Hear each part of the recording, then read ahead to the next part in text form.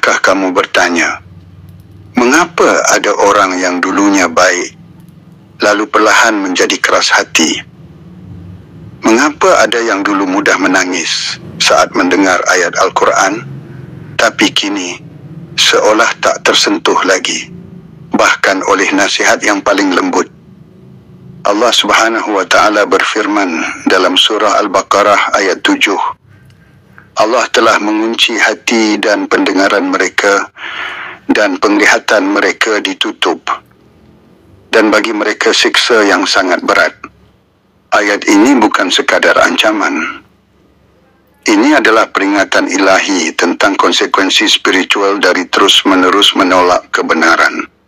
Tapi tahukah kamu, ilmu pengetahuan modern kini menemukan sesuatu yang menakjubkan.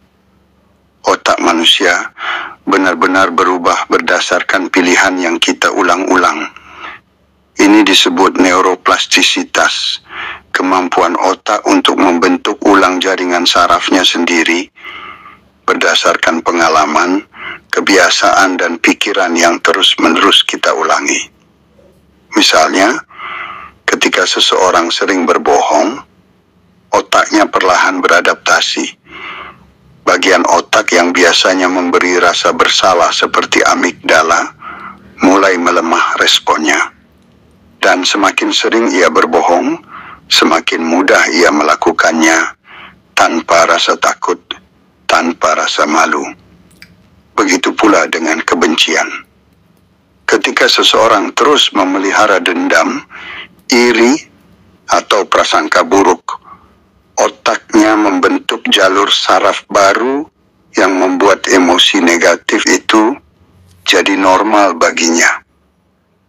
Sebaliknya, ketika seseorang rajin berzikir, membaca Al-Quran, atau menahan amarah, otaknya juga berubah. Area yang mengatur empati, kesabaran, dan ketenangan seperti korteks prefrontal menjadi lebih aktif dan kuat. Inilah yang oleh para ulama disebut sebagai hati yang bersih atau qalbun salim. Dan sebaliknya, hati yang terus-menerus memilih maksiat perlahan menjadi keras, gelap, dan tertutup seperti besi yang berkarat. Rasulullah Shallallahu Alaihi Wasallam bersabda, sesungguhnya seorang hamba ketika melakukan dosa, muncullah titik hitam di hatinya.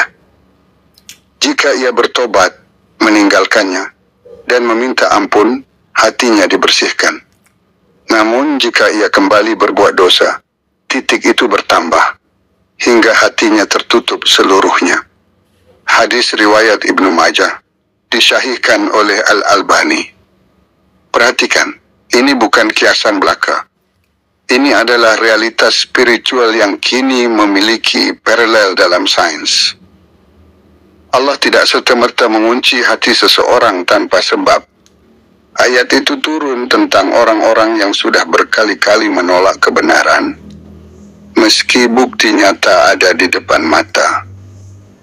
Mereka memilih kekufuran, bukan karena kebodohan, tapi karena kesombongan dan keengganan tunduk. Dan ketika seseorang terus memilih jalan itu, Allah biarkan ia tenggelam dalam pilihannya sendiri. Itu bukan kekejaman.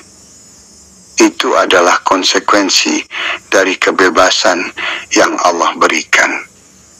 Tapi kabar baiknya, Allah juga berfirman dalam surah Az-Zumar ayat 53, katakanlah wahai hamba-hambaku yang melampaui batas terhadap diri mereka sendiri, janganlah kamu berputus asa dari rahmat Allah. Sesungguhnya Allah mengampuni segala dosa. Sungguh, Dialah yang Maha Pengampun, Maha Penyayang. Artinya, selama nyawa masih ada, pintu tobat belum tertutup. Dan otak kita, meski sudah terbiasa dengan keburukan, masih mampu berubah selama kita mau memulai. Setiap kali kamu memilih jujur, setiap kali kamu menahan lidah dari ghibah, setiap kali kamu membaca Al-Quran dengan khusyuk, kamu sedang membentuk ulang otakmu dan membersihkan hatimu dari karat dosa. Karena hati bukan hanya organ emosional. Dalam pandangan Islam, hati adalah pusat keyakinan, niat, dan keimanan. Dan Allah melihat hati, bukan penampilan luarmu. Maka jangan biarkan kebiasaan buruk mengeras di hatimu. Jangan anggap remeh dosa kecil yang terus diulang. Karena tetesan air yang terus-menerus lama-lama bisa melubangi batu yang paling keras. Hari ini ambil satu langkah kecil. Minta ampun. Perbaiki niat. Jauhi dosa yang sering kamu ulangi. Karena Allah tidak pernah menutup pintu bagi hamba yang kembali kepadanya. Dan otakmu, ciptaannya yang luar biasa, akan membantumu berubah. Jika kamu mau memulai, maka jagalah hatimu. Karena dari hati itulah tergantung seluruh hidupmu. Rasulullah Shallallahu Alaihi Wasallam bersabda, ketahuilah, di dalam jasad itu ada segumpal daging. Jika ia baik, maka baiklah seluruh jasad. Jika ia rusak, maka rusaklah seluruh jasad. Ketahuilah itu adalah hati. Hadis riwayat Bukhari dan Muslim.